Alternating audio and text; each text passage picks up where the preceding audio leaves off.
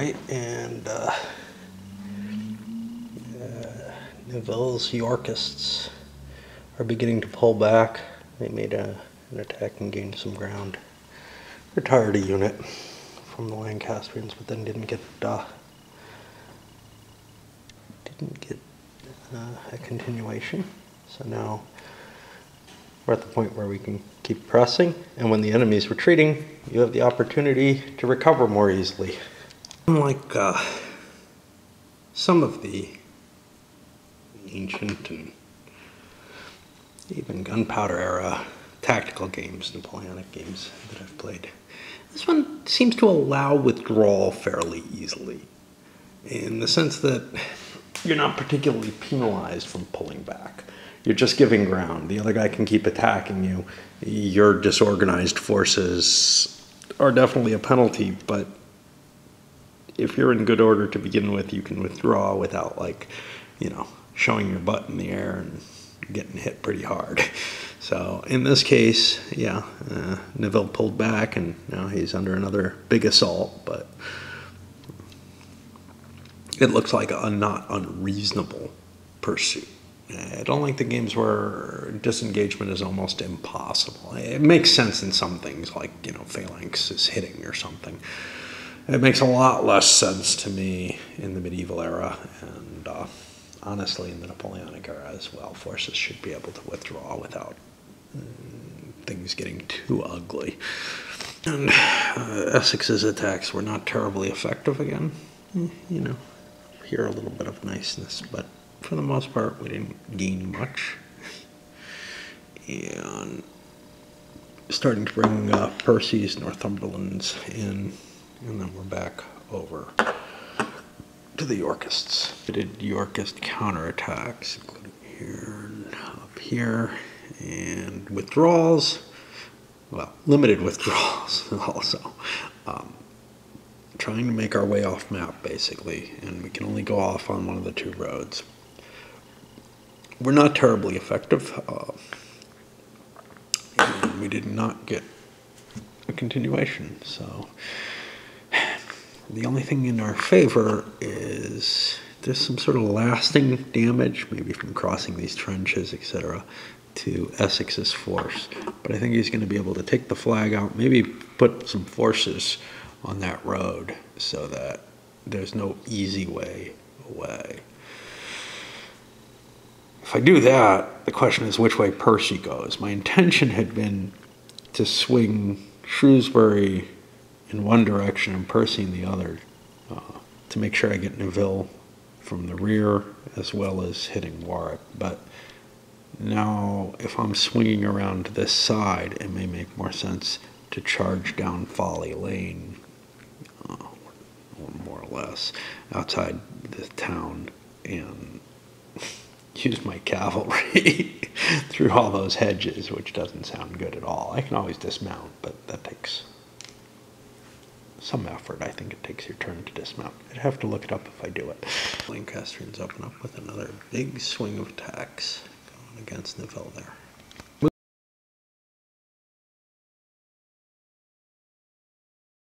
Movement, the Lancastrians grabbed Neville's flag, and then they had some success with their attacks, and actually wiped out a couple of units, one of them due to a retired not being able to go back to its flag.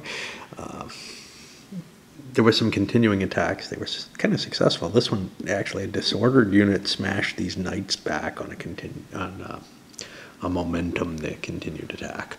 And then I think this guy plowed through using continued attack as well. And I think he killed 2 units, actually, which would be the only 2 units that were destroyed. Elsewhere, though, sort of in the center here, this didn't break. But it's going to be really hard for Neville to get out of there. And we're back to the Yorkists. I would call them Yorkies, except that Berg called them Yorkies. Of course, Berg would, because he calls his games Bergies, but whatever. Somehow it seems wrong to reuse the joke from that's published. So I use my own little twisted humor. Yeah, it doesn't. Oh, by the way, I have Simon Says in here. I've covered that before, but right now I'm reading a historical novel. Part of a trilogy, I guess, but based on the de Monteforts. It's kind of enjoyable. Yeah. I don't know. I pick stuff up. They have a lot of these little free libraries outside people's houses. So I'm constantly borrowing books now. I'm putting them back, shuffling them around. One I might actually keep, though. Yeah, it's kind of cute. Okay, so John Neville's stuff has started pulling back even further. I've got kind of all right, I can only lose 3 more units and then the whole battle breaks. And I've got a couple of units right on the line that are pretty much dead meat. I was hoping to kill something with one of them. So I'm running as hard and as fast as I can, hoping to get some points against the Lancastrians. Doesn't look very promising. We're decreasing at a faster rate. And of course, if Lancaster's having trouble, we just, look, there's like 4 points to grab back. And especially if Essex is in trouble, because he's the one struggling the most.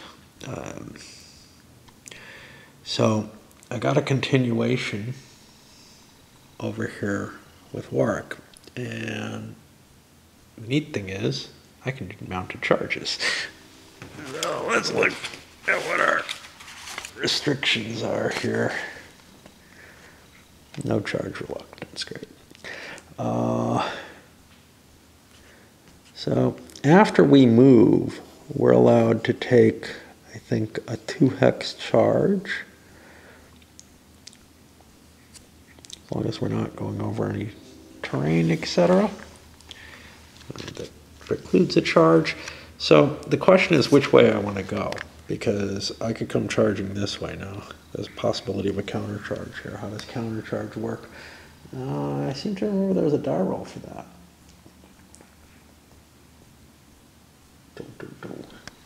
Yep, you need a 4 or less.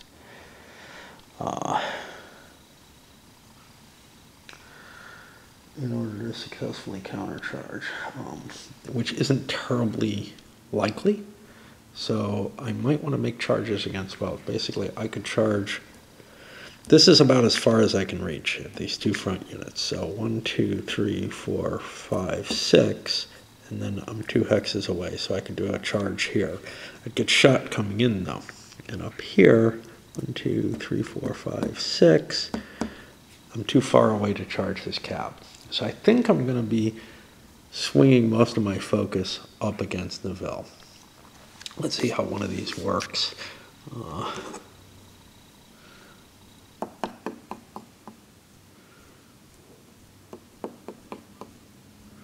So that's set up now, so it's in range to charge. I can't zoom or anything, but that's okay. I don't have that kind of dexterity anyway.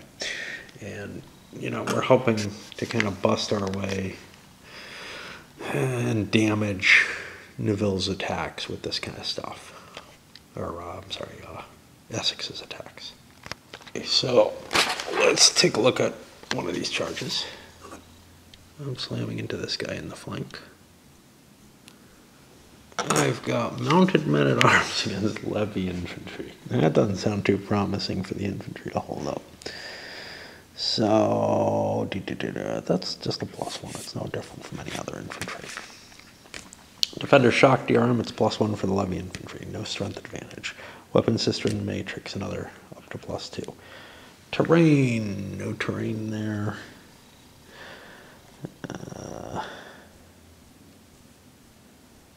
The charging unit's moved, that brings me down to +1 again.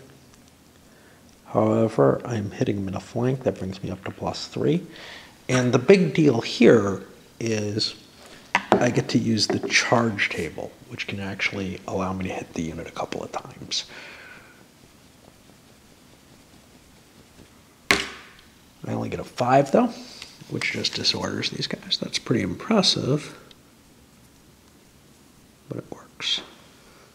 It's not, it's not necessarily what we were hoping for. Wanted something more dramatic, but it's what we can get. Now these guys also are charging, and they're only 1 hex away, but that's fine. And that should be similar, except I don't have a flank attack. I couldn't do it through the hedgerow, or else I'd be attacking more of his units. But we're grabbing what we can. So that's shock DRM of +1, no strength advantage, weapons matrix +2.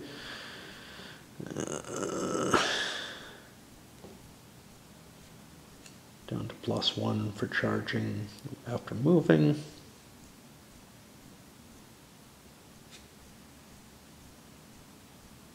And that's all we get is just a +1 on the charge table. Now we could get something more impressive still, because high variability of a die, and we just get a disorder, which is fine.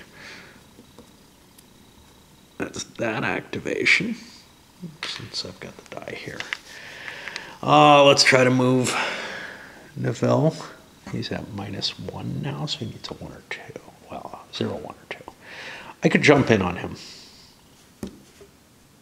I really, really don't want him getting in multiple activations here. Do I feel like Neville is in danger of getting away? Is really the question. Yeah, I'll let him roll. He's got a very low chance of getting this. But that's always the case. It's just, you know, this particular round, it's not the big money shot, so I don't want to take it. I've got 1 chit left, 1 seizure opportunity left. I don't want to use it up when it's probably not going to be effective. And there is a possibility that if he had succeeded there, I might have wanted to use it here, even though that's even less effective, just because I really don't want Neville getting another shot in there. All right. The Lancastrian troops of Essex, again, making massive amounts of attacks. Now, this turn, they're spread out enough that next turn they're almost assured not to all be in command, which is going to cause some problems. But I think we've got a shot at dropping this down to 0 and causing Neville to flee the battlefield. If the other Neville Warwick ends up, you know, slamming into them and causing them problems, such as life, you know, or death. I've got plenty of forces to try to cover their situation, and you can always rally them. They've got quite a bit of space left for that battle. Looking at these mounted men-at-arms, often they would get a chance to countercharge, but they can't do it if attackers are coming from multiple directions. They can only do it if they could turn and get all their attackers, but that turns out to always be 2 in a single arc. That's my reading of the rules. I think it's how it's intended, but it's a little fuzzy there. So these guys are going to be in some trouble. And it turned out right close to the edge. I got all the units I could and only got this down to a 1. Point total is at 14 now. Let me think about this, because we're actually close. 11 off, so there's no chance of the Yorkists just running from the field. I would have had to check before I did my continuation, but I checked for continuation. It didn't come. I was trying to move these guys. Which means I get another chance. And again, you know, I want to try to get Neville as much of him off the field as I can, because he's dead, basically. Lancastrians, York is pulling back. The Lancastrians got a, they used their seizure chit and successfully grabbed the opportunity. This is mainly so that they can kill a couple of those knights and further pump up the Yorkist defeat number. It looks highly likely we're going to be taking Sir John's last unit that he can lose off the map, which will retreat his units, and that means we don't get a lot of casualties charged against the Lancastrians for any of his forces that withdraw. I'm not allowed to withdraw Warwick's forces.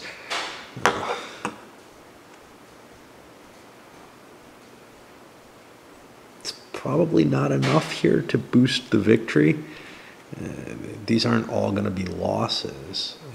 I think the disordered units get a wave, and it's just retired units that count, if I recall correctly. I'll have to look that up.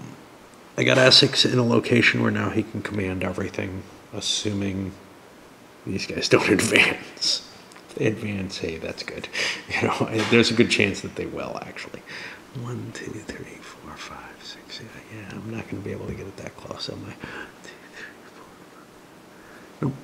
And I really do need to get these units over here in command. If this is out of command, that's fine.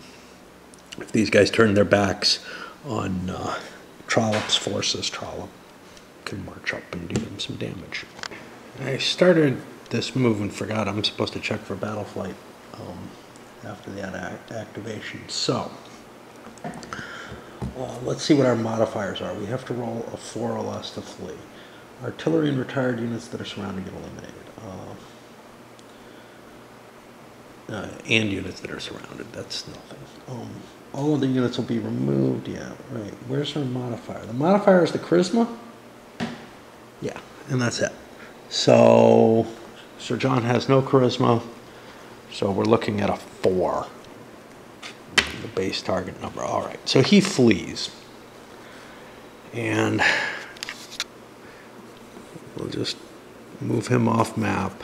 These don't count as losses yet. They might. If there's a pursuit, they might count. But it definitely weakens.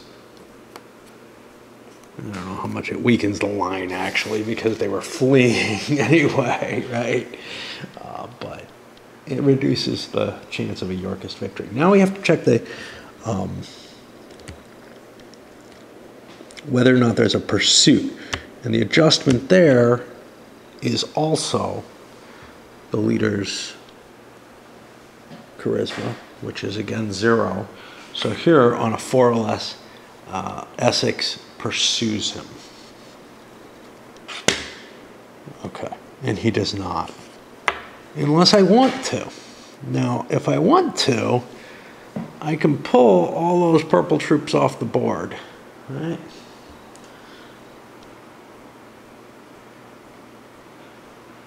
That are in command. Well, no, I get a percentage. The final total is then multiplied by 10. That's the percent that pursue. Remove these units from the map and place them next to the battle flight map. Roll a die for each unit, subtracting 1 from the die roll.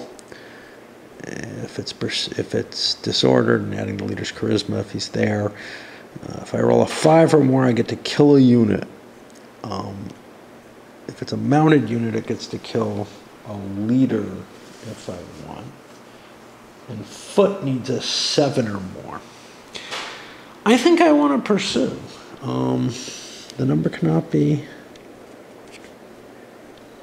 And I may not send the leader with me, just because I may need a leader up there to attack. All right. So I roll a die.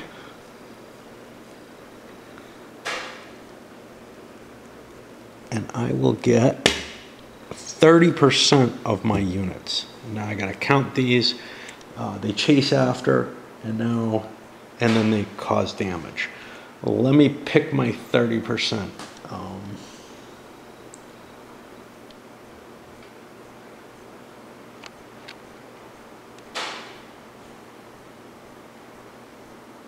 And we probably don't want to send disordered units if possible. Pile of levies. Six units is the 30%. And now what I have to do is, let's see what the modifiers are. There doesn't seem, there's no penalty against sending levies. I'm not going to send my leader, so I don't think they can come back. Maybe they can.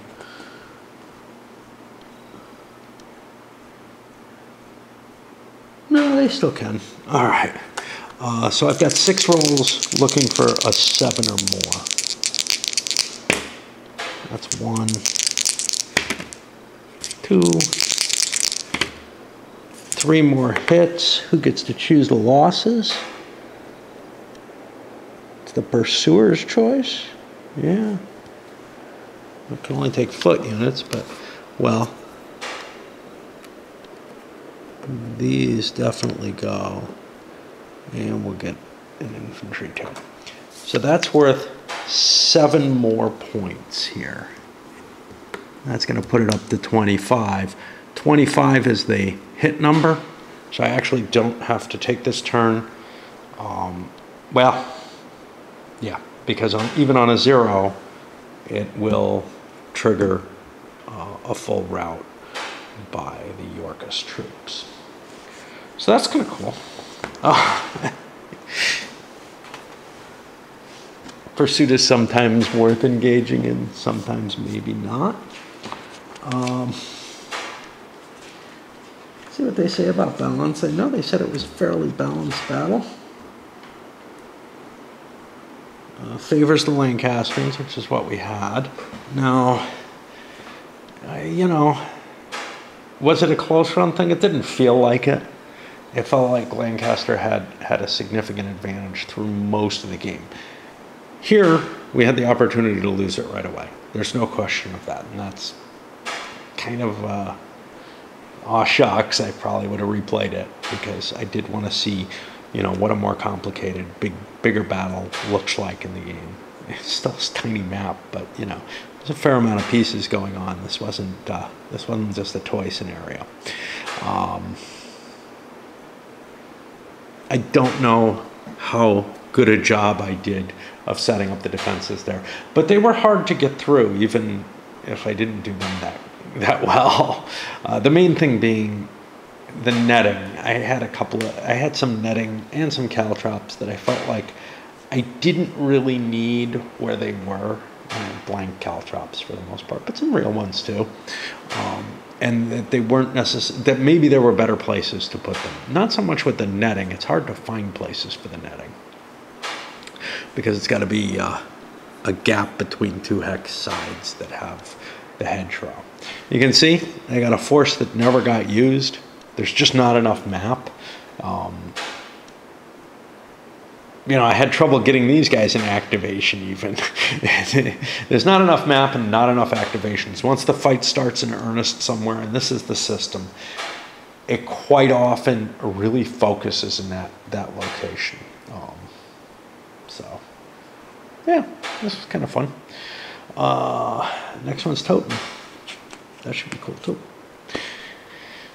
What was our, what's the historical result for this?